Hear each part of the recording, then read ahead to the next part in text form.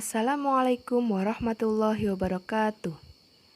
Teman-teman yang berbahagia, perkenalkan kami dari kelompok 3 mata kuliah Akuntansi Aset D3 Akuntansi Universitas Muhammadiyah Yogyakarta yang beranggotakan Lucy Estiana, Titik Retnaningsih, dan Anggriani Diah Ayu Rahmani.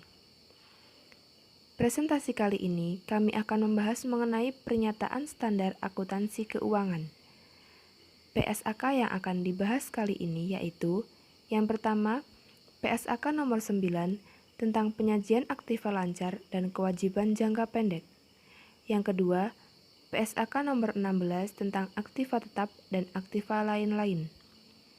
Kemudian yang ketiga, PSAK nomor 48 tentang penurunan nilai aset. Berikut penjelasannya. PSAK nomor 9 mengenai penyajian aktiva lancar dan kewajiban jangka pendek. Aktiva lancar adalah aktiva yang dapat direalisasikan dalam 1 tahun atau dalam siklus operasi normal perusahaan, tergantung mana yang lebih lama. Aktiva lancar meliputi antara lain 1. Kas dan bank 2. Surat-surat berharga yang mudah dijual dan tidak dimaksudkan untuk ditahan. Ketiga, deposito jangka pendek. 4. Wesel tagih yang akan jatuh tempo dalam 1 tahun. Piutang usaha. Piutang usaha dapat seluruhnya dimasukkan sebagai aktiva lancar bila jumlah yang jangka waktu penagihannya lebih dari 1 tahun atau siklus usaha normal diungkapkan dalam catatan atas laporan keuangan. Keenam, piutang lain-lain yang diharapkan akan direalisasikan dalam waktu 1 tahun. Ketujuh, persediaan. 8. Pembayaran uang muka pembelian aktiva lancar. 9. Pembayaran pajak di muka. 10. Biaya dibayar di muka yang akan menjadi beban dalam waktu 1 tahun sejak tanggal neraca. Yang kedua, kewajiban jangka pendek. Kewajiban jangka pendek adalah kewajiban yang diharapkan akan dilunasi dalam waktu 1 tahun atau 1 siklus operasi normal perusahaan, tergantung mana yang lebih lama. Kewajiban jangka pendek meliputi 1. Pinjaman bank dan pinjaman lainnya. Jika suatu pinjaman dilunasi sesuai dengan jadwal yang disetujui oleh kreditur, maka pinjaman tersebut diklasifikasikan sesuai dengan jadwal pelunasannya, dengan mengabaikan hak kreditur untuk meminta pembayaran sewaktu-waktu. 2. Bagian kewajiban jangka panjang yang akan jatuh tempo dalam waktu 1 tahun sejak tanggal neraca dengan pengecualian seperti tersebut pada paragraf 22. 3. Hutang usaha dan biaya yang masih harus dibayar. 4. Uang muka penjualan. 5. Hutang pembelian aktiva tetap, pinjaman bank, dan rupa-rupa hutang lainnya yang harus diselesaikan dalam waktu 1 tahun. 6. Penyisihan kewajiban pajak. 7. Hutang dividen. 8. Pendapatan yang ditangguhkan dan uang muka dari pelanggan. 9. Kewajiban kontingen. Paragraf 22. Bagian kewajiban jangka panjang yang akan jatuh tempo dalam waktu 1 tahun setelah tanggal neraca dapat tidak diklasifikasikan sebagai kewajiban jangka pendek jika perusahaan bermaksud untuk membiayai kembali atau refinance kewajiban tersebut dengan pendanaan jangka panjang dan terdapat jaminan bahwa perusahaan akan mampu melakukannya. Kemampuan perusahaan tersebut ditunjukkan dengan adanya 1. Penerbitan modal saham atau kewajiban obligation jangka panjang baru setelah tanggal neraca, atau perjanjian pendanaan yang tidak dapat dibatalkan dan tidak akan jatuh tempo dalam 1 tahun setelah tanggal neraca. Paragraf 23.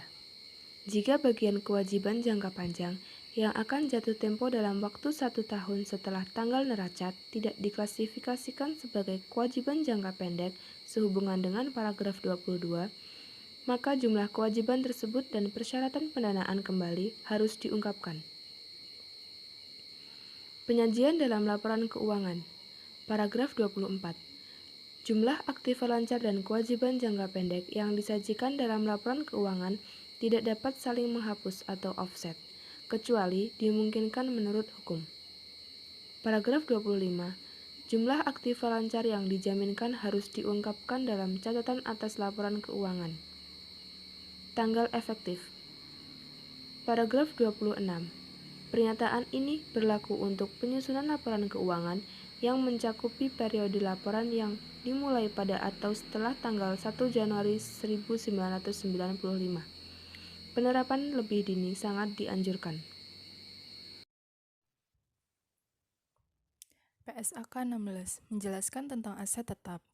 Aset tetap adalah aset berwujud yang dimiliki untuk digunakan dalam produksi atau penyediaan barang atau jasa, untuk direntalkan kepada pihak lain atau untuk tujuan administratif, serta diperkirakan untuk digunakan selama lebih dari satu periode.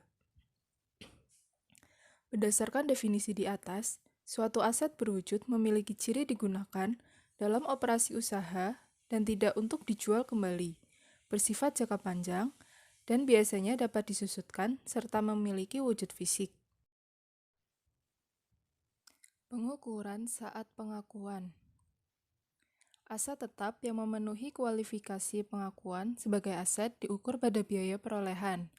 Biaya perolehan aset tetap diakui sebagai aset jika dan hanya jika kemungkinan besar entitas akan memperoleh manfaat ekonomi masa depan dari aset tersebut. Biaya perolehan dapat diukur secara andal. Biaya perolehan meliputi 1. Harga perolehan, termasuk bea impor dan pajak pembelian yang tidak dapat dikreditkan setelah dikurangi diskon dan potongan lain. 2. Setiap biaya yang dapat didistribusikan secara langsung. Contoh biaya yang dapat didistribusikan secara langsung adalah 1. Biaya imbalan kerja yang timbul secara langsung dari konstruksi atau perolehan aset tetap. 2. Biaya penyiapan lahan untuk pabrik, serta 3. Biaya penanganan dan penyerahan awal. Lalu yang ketiga, estimasi awal biaya pembongkaran dan pemindahan aset tetap dan restorasi lokasi aset tetap.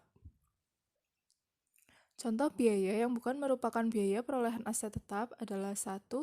Biaya pembukaan fasilitas baru, 2. Biaya pengenalan produk atau jasa baru, 3. Biaya penyelenggaraan bisnis di lokasi baru, serta 4. Biaya administrasi dan biaya overhead umum lain. Pengukuran setelah pengakuan. Aset tetap dapat diukur melalui dua model. 1. Model biaya.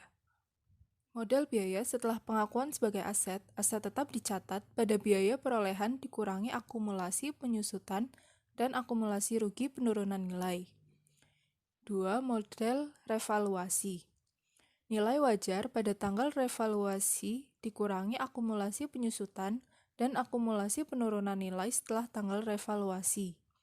Revaluasi dilakukan dengan keteraturan yang cukup reguler untuk memastikan bahwa jumlah tercatat tidak berbeda secara material dengan jumlah yang ditentukan dengan menggunakan nilai wajar pada akhir periode pelaporan. Jika suatu aset tetap direvaluasi, maka seluruh aset tetap dalam kelas yang sama direvaluasi. Contohnya, 1. Tanah, 2. Tanah dan bangunan, 3. Mesin, serta 4. Kapal. Penyusutan. Penyusutan adalah alokasi sistematis jumlah yang dapat disusutkan dari suatu aset selama umur manfaatnya. Penyusutan aset dihentikan ketika aset tersebut diklasifikasikan sebagai aset yang dimiliki untuk dijual atau dihentikan pengakuannya. Metode penyusutan antara lain ada 3, 1 garis lurus, 2 saldo menurun, dan 3 unit produksi. Lalu penghentian pengakuan. Keuntungan atau kerugiannya dimasukkan dalam laporan laba rugi entitas. Aset tetap dihentikan pengakuannya hanya jika 1. Pada saat pelepasan, 2. Ketika tidak terdapat lagi manfaat ekonomis di masa depan. Pengungkapan. Laporan keuangan mengungkapkan untuk setiap kelompok aset tetap.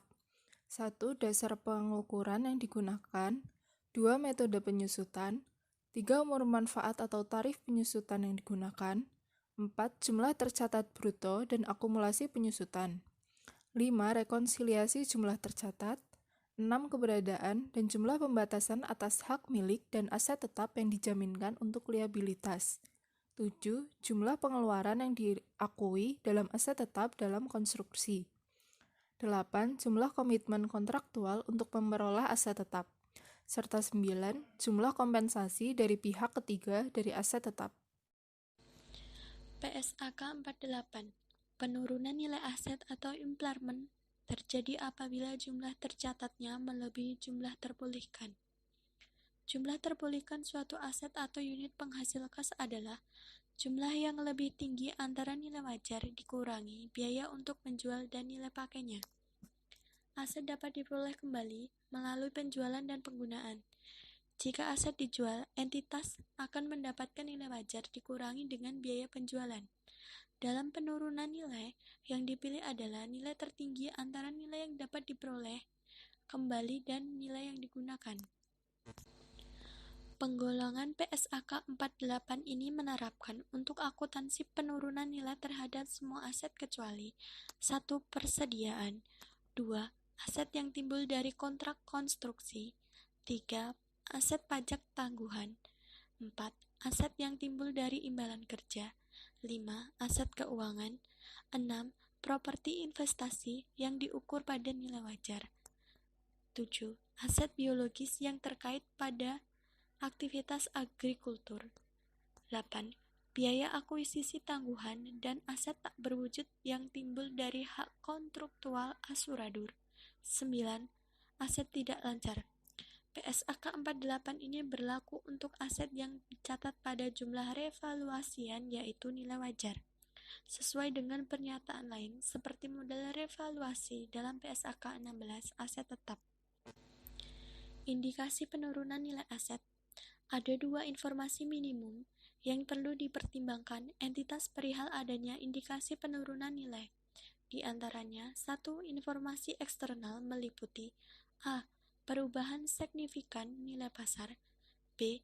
Perubahan signifikan teknologi, pasar, ekonomi, dan lingkup hukum, C. Perubahan suku bunga, D. Jumlah tercatat aset neto entitas melebihi kapitalisasi pasarnya. 2. Informasi internal yang meliputi A. Bukti keusangan atau kerusakan fisik aset, B. Perubahan signifikan atas penggunaan, penghentian, dan masa manfaat aset. Bukti internal mengindikasikan bahwa kinerja ekonomi aset lebih buruk dari yang diharapkan. Pengungkapan. 1. Jumlah rugi penurunan nilai yang diakui dalam laporan laba rugi selama periode tersebut dan unsur laporan laba rugi komprehensif yang di dalamnya tercakup rugi penurunan nilai. 2. Jumlah pembalikan rugi penurunan nilai yang diakui dalam laporan laba rugi selama periode tersebut dan unsur laporan laba rugi komprehensif yang di dalamnya tercakup rugi penurunan nilai yang dibalik. 3. Jumlah rugi penurunan nilai atas aset revaluasian yang diakui dalam laporan laba rugi komprehensif lainnya selama periode itu. 4. Jumlah pembalikan rugi penurunan nilai atas aset revaluasian yang diakui dalam laporan laba rugi komprehensif lainnya selama periode tersebut.